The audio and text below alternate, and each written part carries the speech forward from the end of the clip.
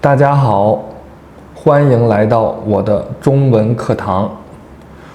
如果你正在和中国客户做生意，或者在跨国公司工作，需要用中文进行日常沟通，那么今天这节课就是为你准备的。很多初学者觉得商务中文很难，其实并不难，只要掌握了最核心的词汇和句型，用 HSK 1级到2级的简单语法，就能完成大部分日常商务交流。今天我们用15分钟的时间学习4个最实用的职场场景。第一，初次见面与交换名片。第二，预约时间与开会。第三，办公室沟通与文件确认。第四，商务宴请与达成合作。在学习的过程中，每一句话我都会先慢速读一遍，再正常语速读一遍，然后留出时间给你跟着大声读。请准备好，我们现在开始第一部分。在商务场合，第一印象非常重要。跟普通朋友打招呼不同，面对客户或领导时，我们要用更加尊敬的表达方式。请看第一个词汇，您好。在中文里，你代表普通平辈，而您代表尊敬。面对客户，一定要说您好，跟我读，您好。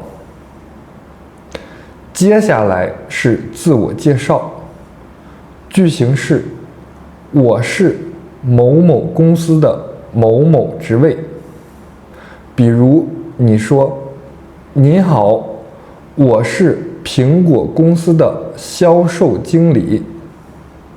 跟我读一遍，您好，我是苹果公司的销售经理。非常好。自我介绍之后，我们要递交名片。递名片的时候，请用双手递过去，并且说这句话：这是我的名片。这句话非常简短，但是非常有礼貌。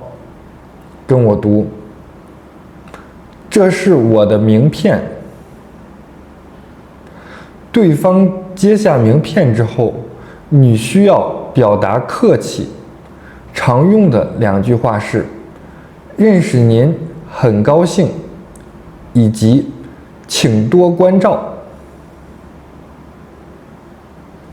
请多关照是一句非常地道的职场客套话，意思是希望以后多多合作，互相帮助。我们把这一组对话连起来完整说一遍。您好，我是王经理，这是我的名片。认识您很高兴，请多关照。现在请你大声读一遍。认识了客户之后，我们通常需要约时间开会。现在来看第2组高频句型。首先询问对方什么时候有空。您什么时候方便？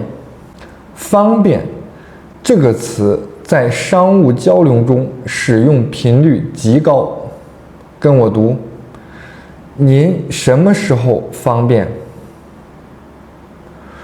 如果你想提出一个具体的时间，可以用这个句型：明天下午2点可以吗？我们来拆解一下时间表达。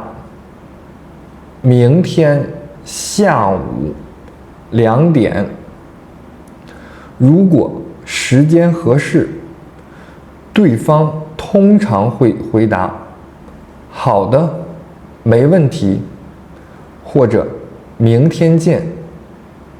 如果时间不合适，可以说不好意思，明天我有会，后天可以吗？我们来练习一下肯定回答。好的，没问题，明天见。跟我读，好的，没问题，明天见。开会的时候，如果你想让大家看大屏幕或者看资料，可以说请看这里。如果你想询问客户的看法，不要用复杂的词，直接说您觉得怎么样？这句话不仅简单，而且非常尊重客户的意见。跟我读2遍。您觉得怎么样？会议结束后，我们需要跟进工作。这一部分我们学习日常联络和发文件的表达。在中国做商务沟通，微信和电子邮件是最常用的2种方式。如果你想加对方的联系方式，可以说我们加一个微信吧。跟我读，我们加一个微信吧。如果你已经把资料发给了对方，可以说我发邮件给您了。注意，这里同样要用您来表达尊重。跟我读，我发邮件给您了。接下来请对方查看文件时，可以说请看一下这个文件。我们放慢速度读一遍，请看一下这个文件。对方收到后，通常会回复好的，我收到了，谢谢。跟我读，好的，我收到了，谢谢。这几句话很短，但每天在办公室都会用到，请大家把这几句话在心里默念一遍，加深记忆。当一次商务会面接近尾声，或者双方达成了合作意向，我们需要说一些得体的结语，表达合作的期待。最经典的一句话是合作愉快。这句话简短有力，在握手的时候说最合适。跟我读2遍，合作愉快。如果双方一起吃商务便饭，买单结账的时候可以说今天我买单，或者说今天我请客。跟我读，今天我请客。在离开的时候，表达感谢可以说今天非常感谢您的时间，再见。跟我读，今天非常感谢您的时间，再见。现在我们进入实战演练环节，我来扮演中国客户，你来扮演商务代表，我们进行一次简短的模拟对话，我会留出时间让你回答。第一句，我对你说：“您好，认识您很高兴。”请你回答递名片。非常好，你应该说：“您好，这是我的名片，请多关照。”第二句，我问你，我们明天下午开会可以吗？请你回答同意。非常好，你应该说没问题，明天见。第三句，我对你说：“那我们合作愉快。”请你回答。太棒了，你应该回答：“合作愉快，谢谢您。”恭喜你完成了今天的商务中文练习。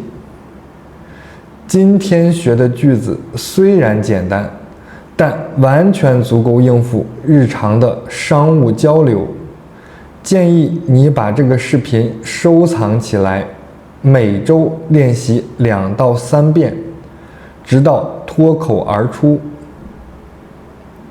现在，请你在评论区用中文写一句话。你现在在哪家公司工作？